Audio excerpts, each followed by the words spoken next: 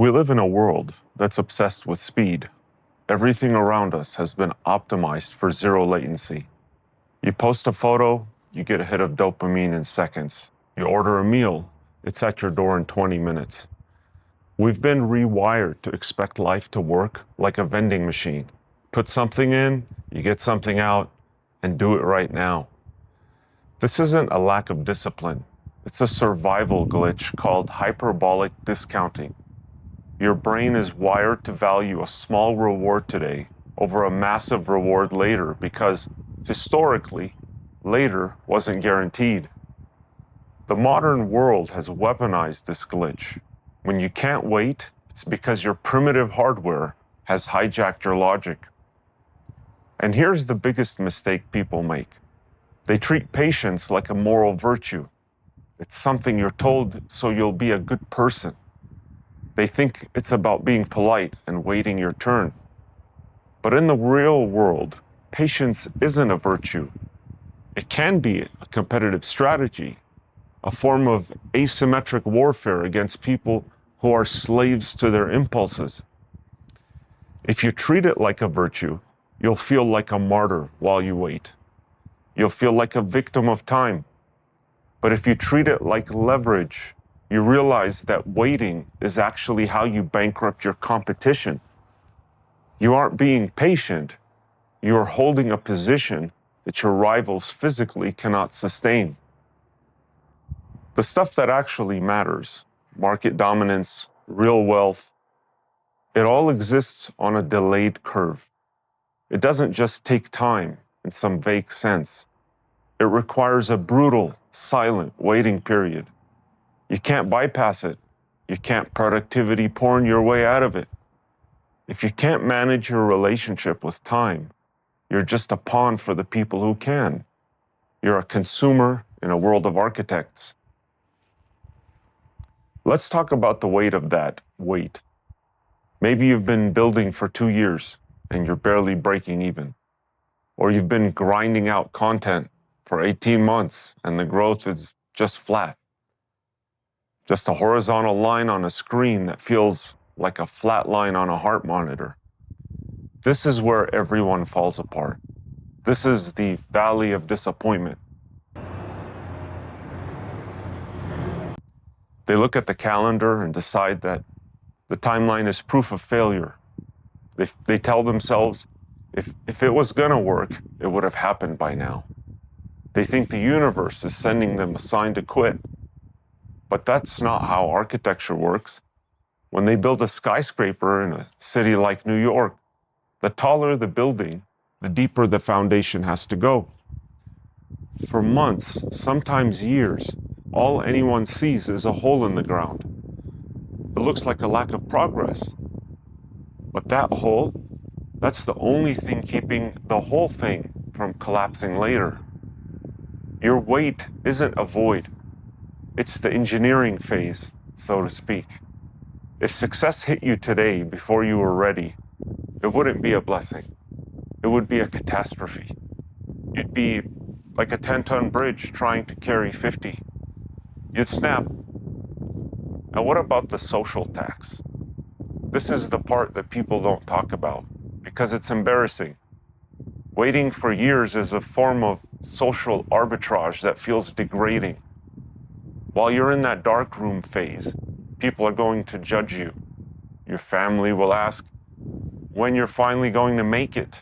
Your friends won't understand while you're still grinding at something that hasn't paid off yet. They might pity you. This pity is a trap called the region beta paradox. Psychology shows we recover faster from intense distress than from mild discomfort. If your life was a total catastrophe, you'd have urgency. But because your waiting phase is just mildly embarrassing and slightly uncomfortable, you lack the pressure to break out.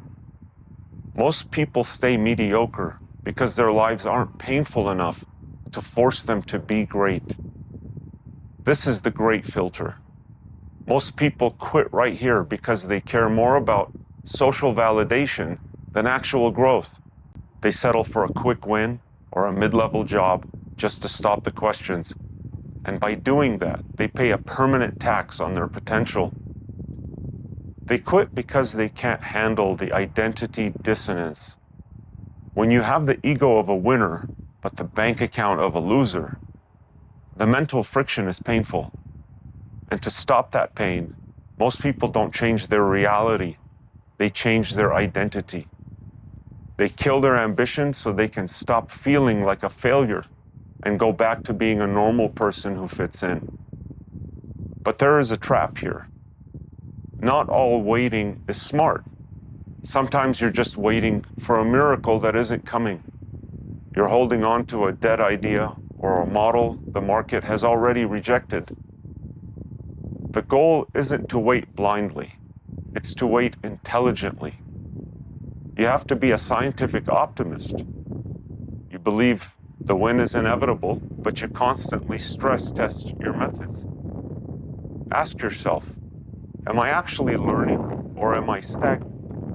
Am I getting micro signals of success? Better skills, better connections, deeper understanding, even if the money isn't there yet? Strategic patience is always paired with aggressive iteration. You're patient with the destination, but ruthless with the tactics. If you've been doing the same thing for 3 years with 0 results and no changes, that's not patience, that's denial. Here's the thing, your competitive edge is built in the gap. It's built in the space between effort and outcome. Anyone can stay hyped when the rewards are instant. Anyone can work hard when the checks are clearing. But your power is built when there's no reward. This is a state of negative prediction error. Dopamine isn't about pleasure, it's a prediction signal. When you work and get nothing back, your brain concludes the effort is a waste and shuts down motivation. Persistence isn't a feeling, it's a manual override of your own chemistry. You have to learn to operate in dopamine bankruptcy. Most people can't handle the uncertainty. They can't handle seeing their peers pull ahead on Instagram while they're sitting at home staring at a screen. So they quit, they pivot, they start a new hustle and reset their progress. And that is your advantage. Every month you stay in the game while the tourists drop out, your odds of winning increase. It's a game of attrition. The market is a machine designed to move value from impatient to the patient. Think about the late mover advantage. While everyone is rushing to market, you're building something solid. You're accumulating specific knowledge. You're building resilience. You're hardening your judgment.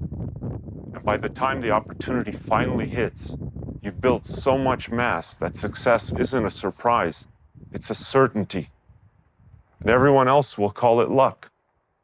You'll know it was character. You were the one who didn't leave the room when it got cold. So don't resent how long it's taken. If it were easy and fast, everyone would do it, and the rewards would be 0. The duration is the validation, and the wait is the barrier to entry that keeps your competition away. So stop looking at the clock. Stop comparing your chapter 2 to someone else's chapter 20. Look at the system. If the inputs are right, the output is inevitable. Your only job is to stay standing long enough for the odds to swing your way.